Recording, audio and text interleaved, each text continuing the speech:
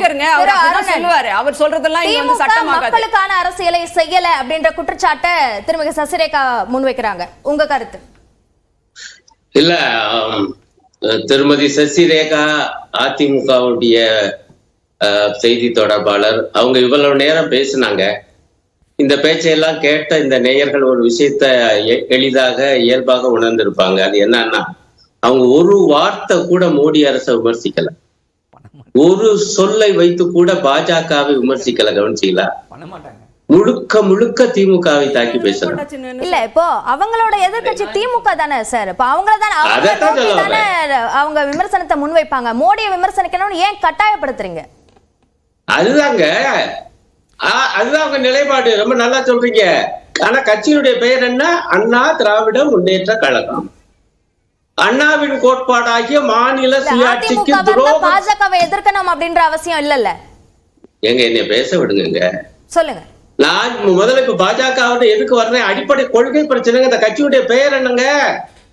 அண்ணா திராவிட முன்னேற்ற கழகம். அண்ணாவுடைய அடிப்படையான கோட்பாடு என்ன? மாநில சுயாட்சி. அதற்கு ஆபத்து ஒண்ணும் இல்லைங்க. ஜம்மு காஷ்மீர்ங்கிற ஒரு மாநிலம் இன்னைக்கு இல்லைங்க. அந்த மாநிலத்தையே காலி பண்ணிட்டாங்க. அந்தஸ்தையே பறிச்சது இந்த அமித்ஷாவும் மோடியும்.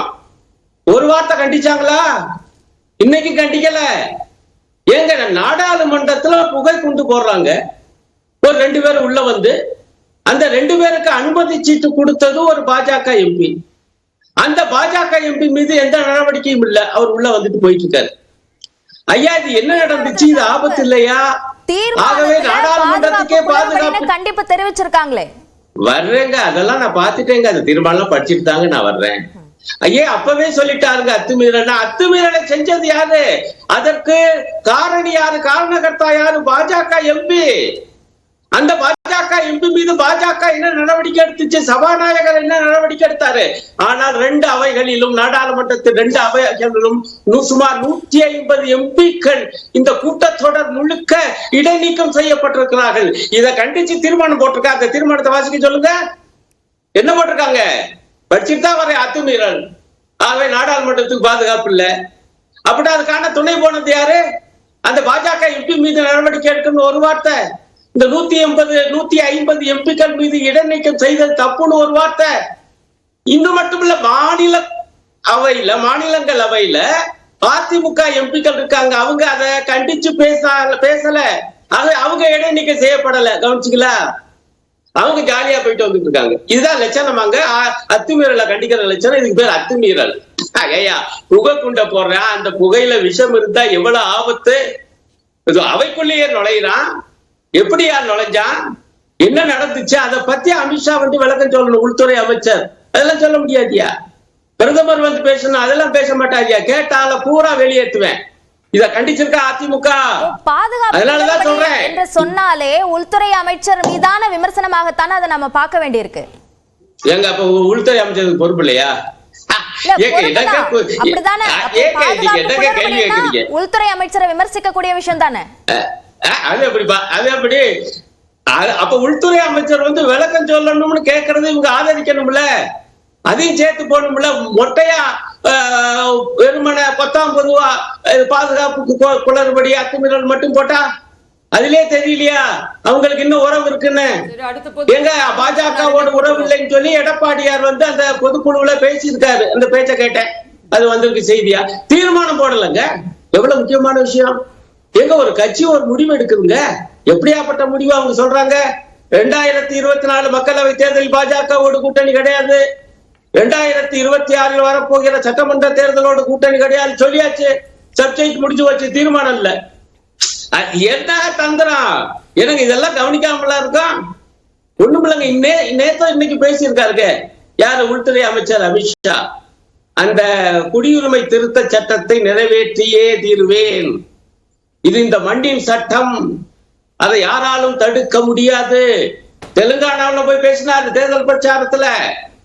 இந்த குடியுரிமை திருத்த சட்டத்தை நிறைவேற்றி இதன் மூலமாக பேரே சொன்னாரு, முஸ்லிம்கள் கிறிஸ்தவர்களை நாங்க வந்து இந்த நாட்டை விட்டு அனுப்புவோம் அப்படின்ற கருத்தை முடிச்சிடுறேங்க. இப்ப கல்கத்தாவிலே அதே போல பேசியிருக்காரு. இந்த சிஏஏ சட்டம் வருவதற்கு காரணம் யாருங்க? அதிமுக மாநிலங்களவையில் அவங்களுடைய எம்பிக்கள் அந்த கொடூரமான சட்டத்துக்கு ஆதரவாக ஓட்டு போட்ட காரணத்தினால்தான் மாநிலங்களவையில் அது சட்டமானது. அவ்வளவு கணக்குகள் வந்துகிட்டு இருக்கிறது, புள்ளிவரங்கள் எல்லாம். எங்க இவ்வளவு செஞ்சுவிட்டு இப்பவும் கூட நீங்க வந்து பேசிய போதே எடப்பாடி பழனிசாமி சொல்லி இருக்காரு, கூட்டணியில இருந்ததுனால கூட்டணி தர்மத்திற்காக சில விஷயங்களை எதிர்க்க முடியாம இருந்தோம், ஆனா இப்போ எனக்கு அந்த சிச்சுவேஷன் இல்ல அப்படின்ற விளக்கத்தை எடப்பாடி பழனிசாமி சொல்லியிருக்காரு. அந்த நெருக்கடி இல்ல அப்படின்னு சொல்லியிருக்காரு. ஆமா ஆமா, கூட்டணியில இருந்ததுனால அவங்க கொண்டு வந்த எல்லா மசோதாக்களுக்கும் ஓட்டு போட்டோம். அதற்கு பெயர் கூட்டணி தர்மம். சரி, இப்ப கூட்டணியில இல்ல, ஆனா பொதுக்குழு தீர்மானமா போட மாட்டீங்க. சரி, அவர் பொதுச் செயலாளர் பேசினா பேசி, ஆனா இப்பொழுதும் கூட ஏன் நீங்க அதை கண்டிக்க மாட்டேங்கிறீங்க? நான் 150 எம்பிக்கள் விவகாரத்தை ஏன் கண்டிக்கல? ஒண்ணும் இல்லைங்க. அதுதான் வந்து திமுக நண்பர் கேட்டாரு, நீங்களும் கேட்டீங்க. ஐயா, அது உங்க அப்பா வீட்டு சொத்தா என்று உதயநிதி என்கிற ஒரு அமைச்சர் கேட்டு விட்டார். ஐயா கொந்தளிக்கிறாங்க. யாரு? நிதி அமைச்சர் நிர்மலா சீதாராமன். ஆனா நீங்களே அழகா சுட்டி காண்பிச்சீங்களா? அதற்கு முன்பு ஒரு மத்திய அமைச்சர் என்ன பேசினாரு? கேட்டவுடன் பணம் தர நாங்க என்ன ஏடிஎம் மிஷினா? கொந்தளிச்சிருக்க வேணாமா? எல்லாரும் கொந்தளிச்சாங்க, அதிமுக மட்டும் கொந்தளிக்கல. இப்ப எங்க கூட்டணி தர்மம் இருக்கு? இப்ப ஐயா இப்படிலாம் பேசக்கூடாதுயா ஒன்றிய அமைச்சர். இது மிகப்பெரிய புயல் சென்னையில வந்தது, மிகப்பெரிய மழை, 90 ஆண்டு கால வரலாறு இல்லாது. ஆகவே இதற்கு நீங்க தனியாக நீங்க ஒரு இடைக்கால நிவாரணம் தர வேண்டும். நிதி அமைச்சர் என்ன சொல்றாங்க? அந்த பாருங்க, அதிமுக காரங்க சொல்றாங்க பணம் தரமாட்டோம்னாயா சொன்னாங்க பாஜக அரசு, அவங்களுக்கு வக்காலத்து வாங்குறாங்க. ஆமா, இதை பேரிடராக அறிவிக்க முடியாது. ஆனால் பேரிடர் சட்டத்துக்கு என்னென்னோ பேசிட்டு போறாரு பொதுக்கூட்டமா. தவறான தகவல்களை பதிவு பண்ணிட்டு இருக்கீங்க.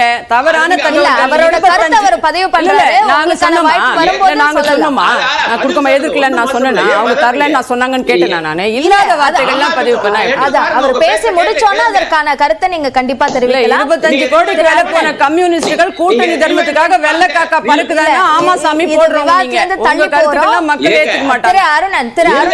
தம்பிதுரை நாடாளுமன்றத்துல நிதி வேண்டும் அப்படின்ற வலியுறுத்தல முன் வச்சாரு தானே?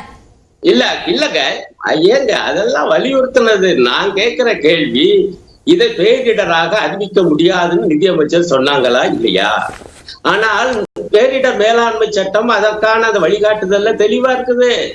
இந்த மாதிரியான சைக்ளோன் வரும்போது calamities of serious nature, இத்தகைய கொடூர பேரிடர்கள் வரும் பொழுது அதை அசஸ் பண்ணி அதற்கான நிவாரணத்தை மக்களுக்கு தருவதற்கு தேசிய பேரிடர் அந்த ரெஸ்பான்ஸ் ஃபண்டில் இருந்து தரணும்னு அதுல இருக்குங்க. ஆனா இவங்க என்ன சொல்றாங்க? அறிவிக்க முடியாதுங்கிறாங்க. வார்த்தை ஜாலம். அசஸ் பண்ணுங்க, மதிப்பீடு செய்யுங்க, அதை பத்தி பேச மாட்டோங்கிறாங்க. எனக்கு இதெல்லாம் தெரியாது அதிமுக தலைமைக்கு. நான் ஒண்ணு அவங்களை லேசா நினைக்கல, அவங்களுக்கான ஆட்சியில் இருந்தவங்க தானே. அப்ப சொல்ல வேணாம், எங்க நிதி அமைச்சர் பேச்சு என்னங்க இப்படி பேசுறாங்க? இது நியாயம் இல்ல. ஊரே கொந்தளிக்குது. என்ன இந்தம்மா அந்த மோசமான பேச்சுங்கிறது அம்பலப்பட்டு போய் தான் அப்புறமேல அவங்க தூத்துக்குடி ஓடியாந்தது. என்னங்க இதெல்லாம்? அப்புறம் கவர்னர் பத்தி என்னங்க உங்க உறவு இல்லைங்கிறீங்க? அப்ப ஆளுநர் வந்து எந்த மாதிரி எல்லாம் பேசுறாரு? இந்த மசோதாவை, இந்த சட்டம் கூத்து என்னன்னா, அதிமுக ஒப்புக்கொண்டு நிறைவேற்றப்பட்ட மசோதாவுக்கு கூட ஒப்புதல் தராமல் இழுத்தடிக்கிறார் உச்ச நீதிமன்றம். அவங்க கூட்டணியிலிருந்து வெளியில வந்துட்டாங்க என்பதற்காகவே அவங்களோட எதிர்க்கட்சியாக இருக்கக்கூடிய திமுகவை கண்டிக்காம பாஜகவையும் அவருக்கு ஆதரவு நிலைப்பாடாக இருப்பதாக நீங்க சொல்லக்கூடிய ஆளுநரையும் கண்டிக்கணுமா? ஏங்க நாங்க வந்து நீங்க எதிர்கட்சி என்கிற முறையில திமுக விமர்சனம் பண்ணுங்க, நான் அதுக்குள்ளேயே போல கவனிச்சிங்களா? நான் என்ன சொல்ல வரேன், நீங்க அண்ணா திராவிட முன்னேற்ற கழகம், அண்ணாவினுடைய அடிப்படை கோட்பாடு மாநில சுயாட்சி, திராவிட இயக்கத்தினுடைய அடிப்படை கோட்பாடு சமூக நீதி, ஏழை எளிய மக்களுக்கான வந்து பொருளாதார கோட்பாடுகள். இந்த மோடி அரசு என்ன சமூக நீதி செய்து? இந்த மோடி அரசு ஏழை எளிகளுக்கு என்ன பண்ணிருக்கு? கேஸ் சிலிண்டர் விலையை 1700 ரூபாய் ஆக்கி 400 ரூபாயில இருந்ததை 1000 ரூபாய் குறைச்சிருக்கு. எங்க இதையெல்லாம் கண்டிச்சு இதெல்லாம் வந்து அண்ணா திராவிட முன்னேற்ற கழகத்துடைய வேலை இல்லையா கண்டிப்பது? இதை எதிர்த்து போராடு. எனக்கு ஒண்ணும் புரியல. நாங்க திமுக எதிர்க்க பாஜகவுடைய அரசால், மோடி அரசால் தமிழ்நாடு மக்களுக்கு இழைக்கப்பட்டிருக்கக்கூடிய இந்த அக்கிரமங்கள், அநீதிகள், துரோகங்கள், இதையும் எதிர்க்க வேணாங்களா? அப்படி ஒண்ணு எதுக்க மாட்டேங்கிறீங்களா? அதைத்தான் நான் கேட்கிறேன். சரி, பாயிண்ட் டேக்கன் திரு அருணன். முதற்கட்ட கருத்தா எடுத்துக்கிறேன். தொடர்ந்து